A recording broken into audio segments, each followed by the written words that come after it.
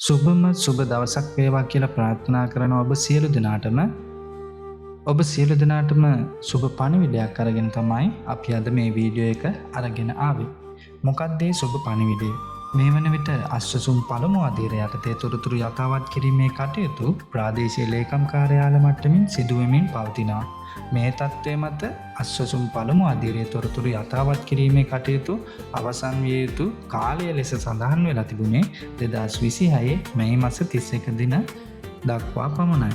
බොහෝ පිරිසක් කනස්සල්ලට පත් වෙලා තමයි හිටියේ. මොකද අපේ නිවස සමීක්ෂණය කරේ නැහැ. අපට ලැබෙන දීමනාවත් දැන් නැති වෙයි දන්නේ.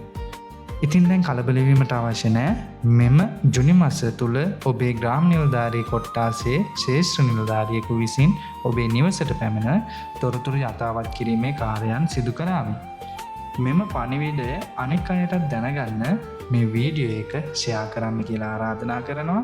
SL 360 ප්‍රවෘත්ති නාලිකාව subscribe කරලා නැතිනම් subscribe කරන්න. ඒ වගේම bell button එකත් on කරලා තියාගන්න. අපි වීඩියෝ එකක් upload කරපු සැනින් ඔබට notification එකකින් දැන ගැනීම සඳහා. එහෙනම් අපි ගිහින් යන්නම්. ඔබ සියලු දෙනාටම සෞභාග්‍යමත් අනාගතයක් ප්‍රාර්ථනා කර සිටිනවා. සුබ සාධක තොරතුරු එසැනින් ගෙන එන අපි SL 360 ප්‍රවෘත්ති නාලිකාව.